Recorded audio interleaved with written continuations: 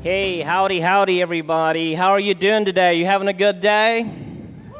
All right, I'm going to put up two hands because I'm having a wonderful time today. I'd just like to put out a huge thank you to the Horseman's Mission team. They're like wonderful, incredible people working extremely hard around the clock right now in making sure this event is possible. Tonight, I'll be talking about shame. Quite the topic for horsemanship, right? This is actually the first time I'm having a topic strictly wrapped around shame. Normally, as I travel around doing clinics, we have a more extensive, in-depth horsemanship journey. This is going to be a horsemanship journey tonight, but we're going to wrap things around toxic shame. Now, when I talk about shame, does it make sense to you guys what shame actually is?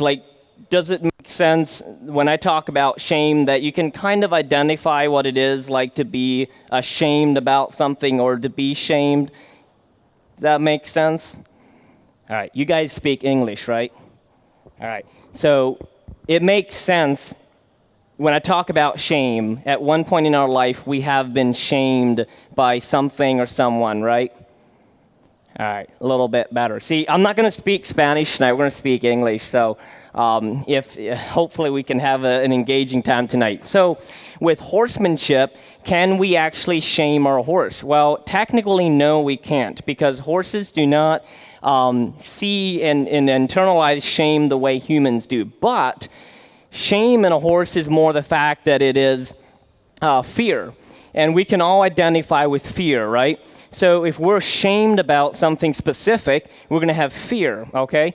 A lot of you out there probably do not have a desire to do public speaking because you have a fear of getting out on stage, right? Now, fear is real in our life, and fear is real for a horse as well. So if you start yelling at your horse and calling him all sorts of fancy names that really shouldn't be used in your terminology, you are creating fear in your horse's life. You guys with me on this? Yes. Good. Awesome. So I'll fill you in a little real quick on what we do, what I do at Integrity Horsemanship. We have the Ride a Horse program, which is a leadership program for kids. And we have gotten so many requests lately that I'm absolutely feeling overwhelmed with the amount of requests we're getting for that leadership program.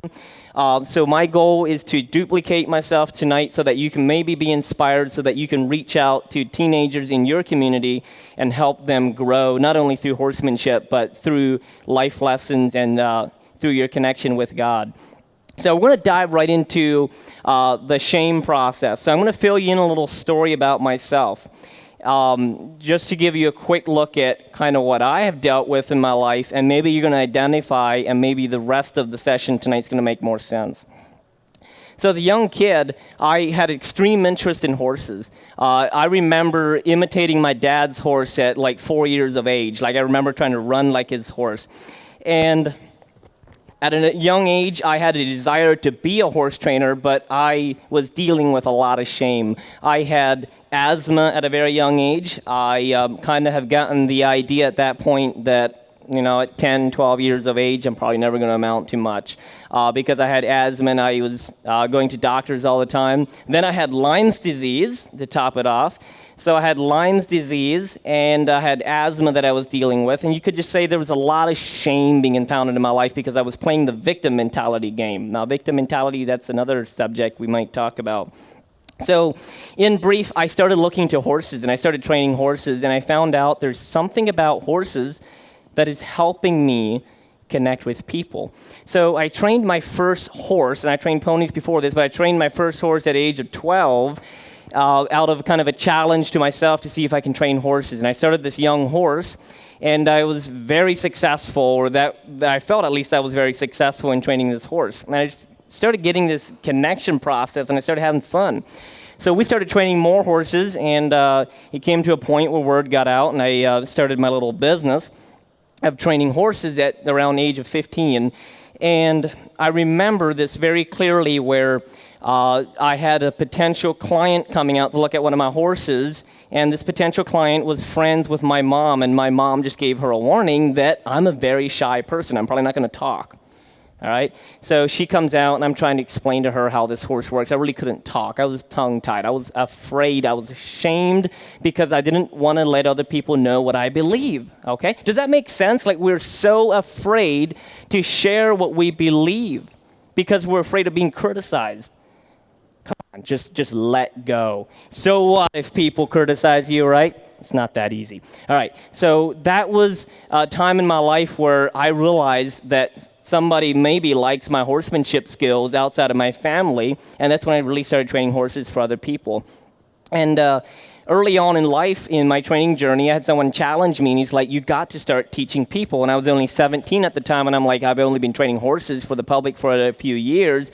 Why am I capable and competent to actually teach people? He said, well, people are like a sponge. They're willing to learn. And number two, I had someone else challenge me, and he said, if you teach, you have to ask yourself, why am I doing what I'm doing?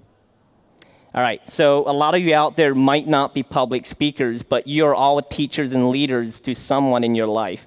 Ask yourself with everything that you do, why am I doing this? You might be surprised. You might not have an answer for a lot of things. Why am I doing this? Why are you guys here tonight, by the way? See, no one knows. All right, I got the answer, because you love horses, right? All right, so you're here tonight because you love horses. And through horsemanship, I believe we start seeing ourselves and we start understanding ourselves a little bit better.